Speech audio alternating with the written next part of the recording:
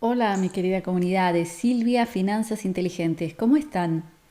Hace no mucho tiempo, digamos bastante poco, todo el mundo hablaba de Evergrande, la gran empresa de bienes raíces, constructora de bienes raíces china, que tenía que devolver cierto monto de dinero y al parecer iba a quedar en default, es decir, no iba a poder devolver ese dinero y todo el planeta hablaba de ese tema como la posible causa de un colapso económico en la China que se llevaría con él a todo el planeta. Y ahora se habla menos, ¿verdad? Pero lo que yo les quiero contar hoy es que este tema no ha terminado. Es más, es un poquito más serio de lo que parece. Primero que yo me hice las preguntas inocentes que yo en general me hago, esa es mi tendencia, hacer preguntas que quizás un niño haría, pero que, no sé, los periodistas de los medios oficiales no se las hacen, etcétera. Pero bueno, el tema es que en esas dos fechas en las que Evergrande iba a quedar supuestamente en default, en la primera fecha tenía que pagar 80 millones de dólares y en la segunda unos 36 millones de dólares. Y yo me hice una pregunta muy inocente y dije, ¿cómo puede ser que 80 millones y 30 millones sean un monto de dinero que puede hacer colapsar a la economía mundial?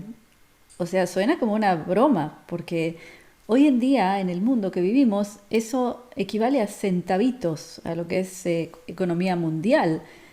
Por ejemplo, hoy en día una persona con dinero ya ni siquiera se puede llamar millonaria, tiene que ser billonaria. Si vos no sos billonario, no te considerás una persona muy rica, que hablando de acuerdo al inglés son 1.000 millones de dólares. O sea que si vos no tenés por lo menos 1.000 millones de dólares, nadie te da ni la hora. Entonces, ¿cómo puede ser que la empresa número 2 de bienes raíces de la China, que es enorme, pueda causar un colapso mundial solamente por deber 80 millones de dólares y luego 36? O sea, es ridículo. Es decir, cualquier filántropo podía decir, toma, para evitar que se caiga la economía mundial, yo te doy, eso te lo presto. O sea, que es totalmente ridículo. Entonces, como yo me he dado cuenta que últimamente también la prensa trata las cosas de forma muy superficial, entonces yo he hecho una investigación un poquito más profunda para entender qué es lo que está pasando realmente y acaso es motivo para preocuparse, ¿no es cierto? Entonces, para empezar, empecé a investigar cómo funciona realmente todo el tema inmobiliario en la China, porque el hecho es que ¿cómo empieza aquí todo? Todo empieza con que los últimos 20 años todo el occidente envió la industria a la China, de todo. Es decir, la fabricación de todo se fue para la China. ¿Qué quiere decir eso? Imagine que es un país tan grande, con tanta gente que vive y con tantos pueblitos perdidos en la China, que se pudo desarrollar sin fin de industrias, de grandes industrias, las cuales contrataron a millones de personas y empezaron a trabajar en fábricas de todo tipo de productos.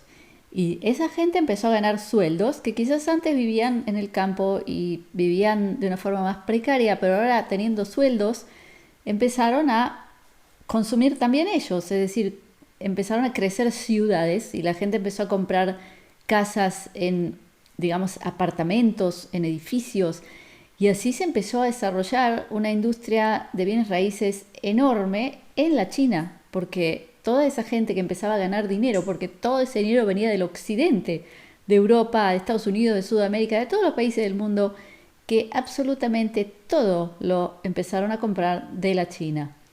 Y todo ese dinero entraba a la China, que eso es lo mejor que le puede pasar a un país, es que entre dinero de afuera, es exportar, porque eso es ganancia pura, no es algo que se está reciclando dentro de la economía interna, eso viene de afuera, es extra. Entonces, por eso es que creció tanto la economía china y también la gente empezó a querer hacer que su propio capital crezca. Y una de las formas más populares en la China de invertir, es decir, tener un capital y hacerlo crecer, se convirtió en comprar un departamento, porque el precio de los bienes raíces en la China subía y subía sin parar, porque todo el tiempo había demanda. ¿Y cómo funciona en la China el tema de la tierra? O sea, los permisos para construir. Y ahí viene el tema interesante que nadie habla casi y que yo he descubierto, por lo cual me doy cuenta que aquí hay gato encerrado. O sea, hay algo un poquito más profundo. En la China, una persona no tiene derecho a tener tierra. La tierra le pertenece al gobierno y el gobierno solamente da permisos de alquiler a largo plazo por la tierra a desarrolladores de bienes raíces, por ejemplo, empresas como Evergrande. Es decir, una empresa como Evergrande primero tiene que ir y entrar en una especie de competencia con otras empresas y ofrecer dinero por una tierra. O sea que tiene que traer el dinero de antemano para obtener ese permiso, y esos permisos van de 20 a 70 años. Es decir, que cuando una empresa como Evergrande logra conseguir un terreno, ese terreno varía de 20 hasta 70 años el alquiler de esa tierra. Y ahí empieza a construir edificios.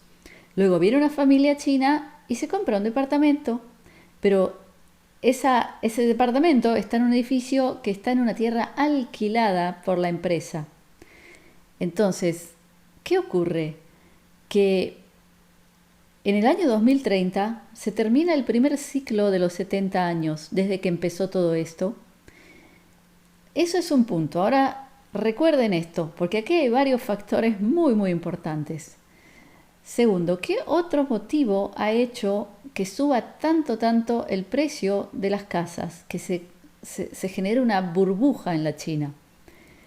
Lo que ocurre también tiene mucho que ver con la cultura, con las costumbres en la China y con la forma en que se ha desarrollado esa sociedad. En la China existió la famosa ley que limitaba la cantidad de niños que podía tener una familia a uno. Y por eso lo que ocurrió con la sociedad china es que la mayoría de las familias preferían tener varones. Entonces, bueno, pueden imaginar de qué forma hacían para tener un varón. Es decir, quizás tenían una mujer, pero bueno, no voy a especificar este tema porque es bastante duro. Pero el hecho es que la sociedad china se transformó en estas últimas generaciones en una sociedad donde la gran mayoría son hombres y hay muy pocas mujeres. Entonces, cuando una familia quiere que su hijo se case, su joven hijo soltero, si él no posee una propiedad, es imposible casarlo, porque la familia que tiene una niña, una mujer, una joven de, no sé, 20 años, ellos van a elegir a un muchacho que tenga una propiedad, porque eso es algo importantísimo para ellos. Entonces, un muchacho joven en la China que no tiene casa, un hombre, es como que no tiene ninguna posibilidad de casarse. Y así es como las familias en la China se han juntado, tíos, abuelos, primos, todos juntando dinero para poder comprar por lo menos una propiedad para que tenga este joven que se pueda casar. ¿Y qué es lo que ocurre? Que se compran propiedades y se guardan vacías. También porque en la China otro hecho es que el valor de los apartamentos varía muchísimo si un apartamento es nuevo, es decir, que nadie ha vivido en él, comparado con un departamento que han vivido. O sea, baja muchísimo el valor. Entonces, por un lado tenemos este tema de las familias que juntan todo su dinero para comprar. O sea que eso es importantísimo para todos. Entonces, siempre hay compradores. Segundo, la gente que tiene más dinero en la China, una de sus pocas posibilidades de hacer crecer un capital es comprando casas, porque el precio sube tanto de las casas que la gente ya se acostumbró a que es una buena inversión. Entonces muchas familias lo que hacen es, con todos sus ahorros, comprar casas y también tenerlas vacías. de nuevo, por más que estén vacías, por ejemplo, 4 o 5 años, primero que el valor se va a conservar porque nadie las ha usado y segundo que el precio de los bienes raíces sube tanto que a los 4 o 5 años ya van a tener un crecimiento enorme. Ahora, ¿qué otro punto juega aquí que ha generado una gran burbuja?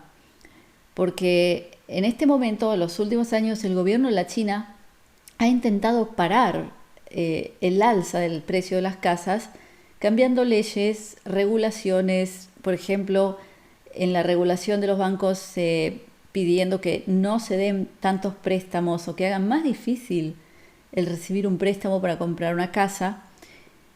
Pero, ¿qué otro tema ha ocurrido aquí? Que las empresas como Evergrande, y hay más porque no es la única, lo que han hecho es vender muchísimas casas sobre el papel para poder recaudar dinero y poder entrar a intentar conseguir el permiso de alguna tierra. Entonces, para poder conseguir tierra tenían que venir con un capital en la mano. Entonces vendían sobre el papel y también vendían sobre el papel más barato que si uno iba a comprar una casa ya hecha, como en cualquier lugar del mundo. Entonces lo que ocurría es que la gente toda compraba sobre el papel porque sabía que iba a ser más barato y luego cuando ya se construyera iba a subir tanto, no importa cuánto tiempo tardara en construirse, el precio de las casas subía tanto que iba a ser una inversión excelente, sobre todo comprar sobre el papel. Y así fue como Evergrande lo que hacía era vender muchísimo sobre el papel para ir y apoderarse de más permisos para más tierras. Y a la vez se pueden imaginar que toda empresa, cuando le entra dinero, también hace uso de ese dinero y también paga sueldos a sus directivos y da bonos, etcétera, etcétera.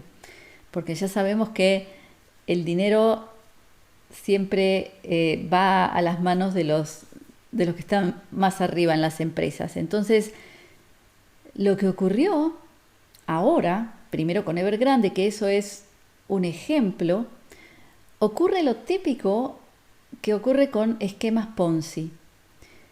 Para el que no sabe lo que es un esquema Ponzi o una estafa piramidal, Charles Ponzi en los años 20 del siglo XX era un director de un gran fondo de inversiones que se le ocurrió la brillante idea de, en vez de guardar todo el capital que entraba, por ejemplo, llegaban nuevas personas a invertir, le traían $10.000, $20.000, digamos en los años 20 era mucho dinero, imagínense.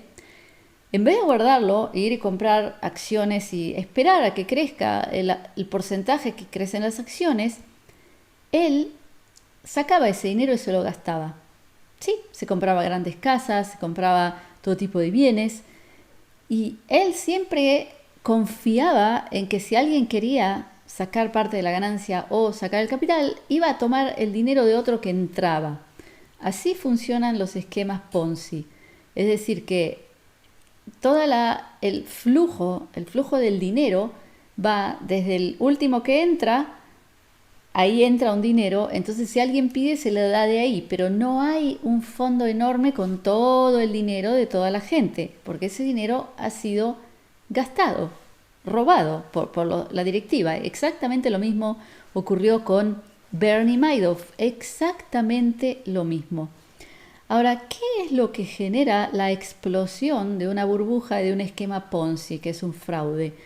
Lo que genera la explosión y la caída de un esquema Ponzi es cuando por motivos externos simplemente deja de entrar nuevo dinero. Claro, porque pasa algo en la sociedad, en la economía, por el cual la gente ya tiene miedo de invertir y deja de traer nuevo dinero. Entonces este señor como Bernie Madoff o como Charles Ponzi, que le están pidiendo dinero pero no llega nuevo dinero y no hay más porque él se lo gastó, ahí es cuando esto sale a la luz y quiebran en general y todos se dan cuenta que han perdido todo su dinero. ¿A qué les hace acordar esto? A mí me hace acordar a lo que hace, por ejemplo, la empresa Evergrande al vender sobre el papel tantas propiedades para poder apoderarse de más tierra y, al parecer, también utilizar ese dinero haciendo que se vaya, que ya no esté ahí, como para poder construir en 100% ese proyecto. Entonces lo que ocurrió con Evergrande es que en un momento ya empezó a entenderse que no iba a poder construir los proyectos que vendió sobre papel. ¿Y por qué también? O sea, ¿por qué esta burbuja explota? ¿Por qué este especie de esquema Ponzi se cae? Porque primero que el gobierno chino ya intentó parar la subida de los precios de las casas en la China, entonces hizo más difícil que la gente tome préstamos.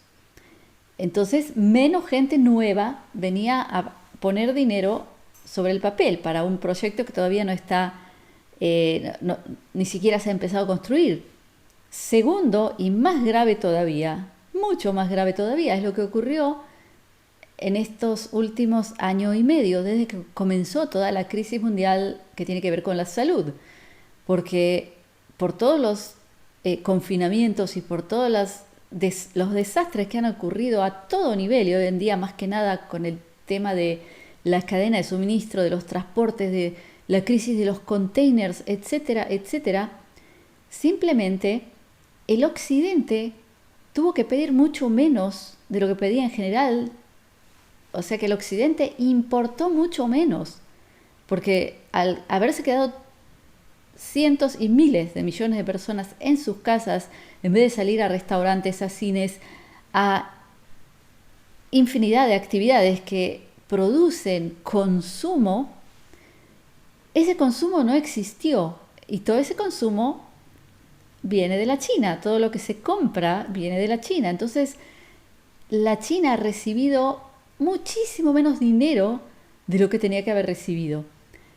Eso genera en general que muchas industrias quiebren o tengan que echar empleados, etcétera, etcétera. Es como un castillo de naipes que se va deshaciendo, se va cayendo.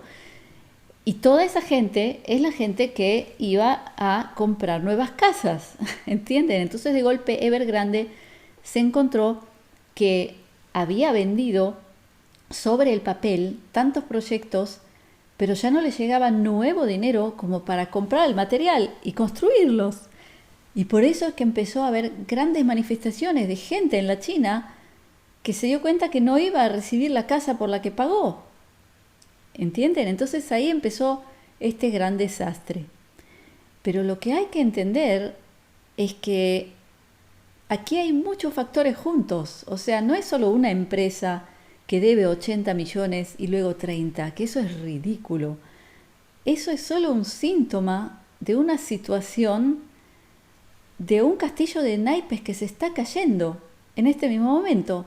Porque cuando uno le cierra el grifo a la economía más grande del mundo, que era la productora más grande de bienes, le cierra ese grifo, entonces todas las empresas que están en la China, que utilizaban el capital que entraba en la China, ya no tienen ese capital. Y el último factor, que es lo que nos toca a ti y a mí, es que todos los inversores de nuestros países, todos los bancos, todas las financieras han invertido en China, porque China ha tenido un crecimiento tan astronómico los últimos años, que todas las financieras, todos los inversores, todos los bancos son como, digamos, tiburones que huelen sangre y dicen, ¿dónde se puede ganar más? ¿Dónde se puede ganar más? Y la China era el lugar ideal. Entonces hay tantas entidades financieras invertidas en la China, que si hay una caída en la China, eso se lleva abajo al mundo entero. Por eso es que yo hice este video para aclarar que haya hecho default Evergrande o no, eso no es lo más importante. O sea, lo importante es entender lo que está pasando. Esto es realmente el principio de un desmoronamiento total que puede llevar a toda la economía mundial a caerse. Entonces, si no se han aburrido hasta ahora de todo lo que les conté, pero es muy importante entender porque nosotros a veces leemos solamente un título, nos dicen Evergrande puede colapsar o estar en default, pero no entendemos en contexto de toda la sociedad, de toda la economía mundial, por qué ocurren las cosas. Y no olviden que en el 2030 lo que ocurre en la China también es que cuando se termina ese periodo de alquiler de la tierra, el gobierno quiere cobrarle un impuesto enorme a los inquilinos de las casas. O sea, no solo que han pagado ya y han comprado la casa, sino que cuando se termina el periodo de arrendamiento tienen que pagar un dineral, en ciertos casos hasta 30% del valor de la casa.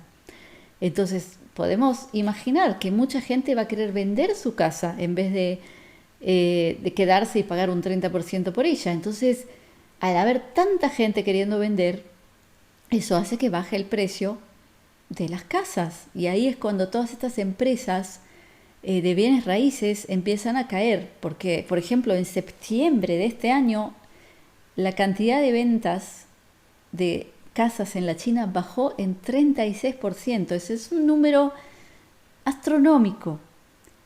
Así que, bueno, yo quería traerles estos datos para que entiendan lo que está pasando.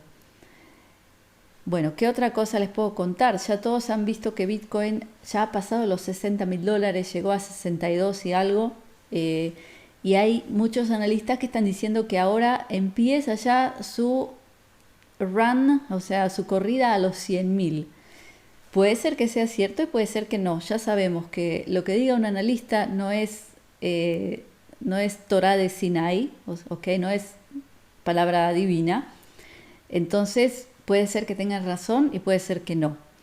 Entonces, en este momento la gente que está intentando entrar en Bitcoin porque se da cuenta que tiene el potencial de llegar a 100.000 o más dólares, que piense bien lo que hace, porque como inversión puede ser excelente, pero por otro lado, como ya estamos al tanto de todos los problemas que están habiendo a nivel mundial con las redes, con la posibilidad de una caída de redes, puede ser que tengamos nuestro Bitcoin, pero no lo podamos acceder. O sea que compremos en 60.000, llegue a 100.000, fantástico. Pero justo cuando necesito vender, no hay internet. O sea, eso no quiere decir que mi Bitcoin no lo voy a tener. Lo voy a tener porque el Bitcoin no lo pueden borrar.